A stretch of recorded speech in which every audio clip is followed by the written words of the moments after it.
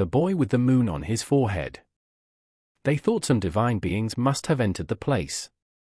They looked upon the beautiful boy and his sister with wonder. They begged of them to stay in the bazaar. They built a house for them.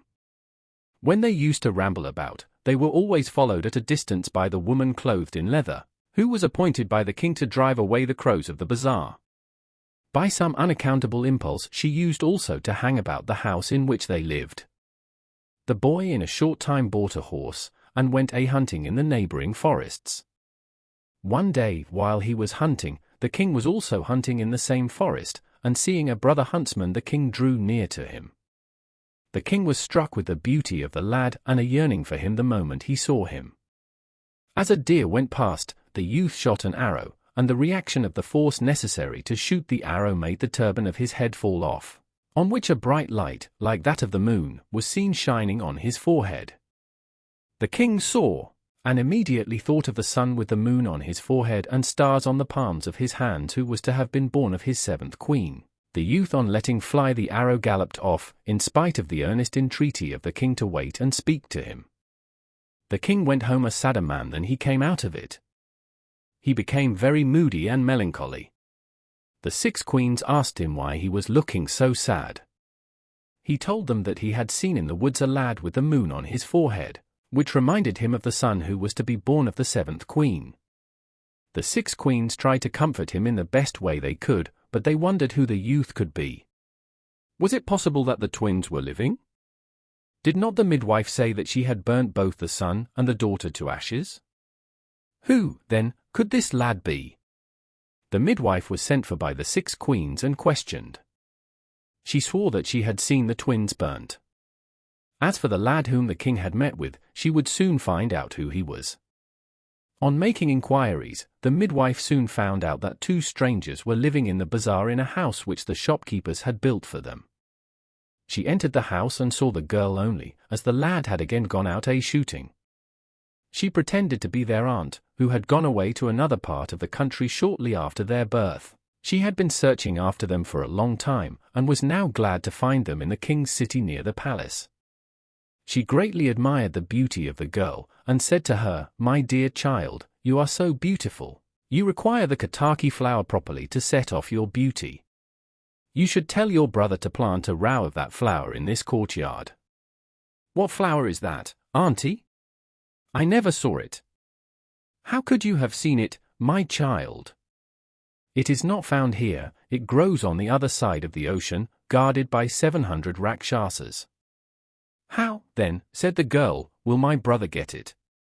"He may try to get it, if you speak to him," replied the woman.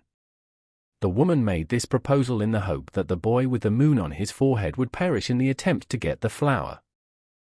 When the youth with the moon on his forehead returned from hunting, his sister told him of the visit paid to her by their aunt, and requested him, if possible, to get for her the Kataki flower. He was skeptical about the existence of any aunt of theirs in the world, but he was resolved that, to please his beloved sister, he would get the flower on which she had set her heart. Next morning, accordingly, he started on his journey, after bidding his sister not to stir out of the house till his return. He rode on his fleet steed, which was of the Pakshiraj tribe, and soon reached the outskirts of what seemed to him dense forests of interminable length. He descried some Rakshasas prowling about. He went to some distance, shot with his arrows some deer and rhinoceroses in the neighboring thickets, and, approaching the place where the Rakshasas were prowling about, called out, "Oh auntie dear, your nephew is here." A huge Rakshasi came towards him and said, "Oh, you are the youth with the moon on your forehead and stars on the palms of your hands. We were all expecting you, but as you have called me aunt, I will not eat you up. What is it you want? Have you brought any eatables for me?" The youth gave her the deer and rhinoceroses which he had killed. Her mouth watered at the sight of the dead animals, and she began eating them. After swallowing down all the carcasses, she said, "Well, what do you want?" The youth said, "I want some Kataki flowers for my sister." She then told him that it would be difficult for him to get the flower, as it was guarded by 700 Rakshasas. However, he might make the attempt, but in the first instance he must go to his uncle on the north side of that forest. While the youth was going to his uncle of the north, on the way he killed some deer and rhinoceroses, and seeing a gigantic Rakshasa at some distance, cried out, Uncle dear, your nephew is here. Auntie has sent me to you." The Rakshasa came near and said, "You are the youth with the moon on your forehead and stars on the palms of your hands. I would have swallowed you outright, had you not called me uncle, and had you not said that your aunt had sent you to me. Now, what is it you want?"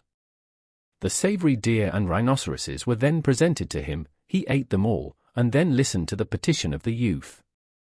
The youth wanted the Ketaki flower. The Rakshasa said, "You want the Ketaki flower?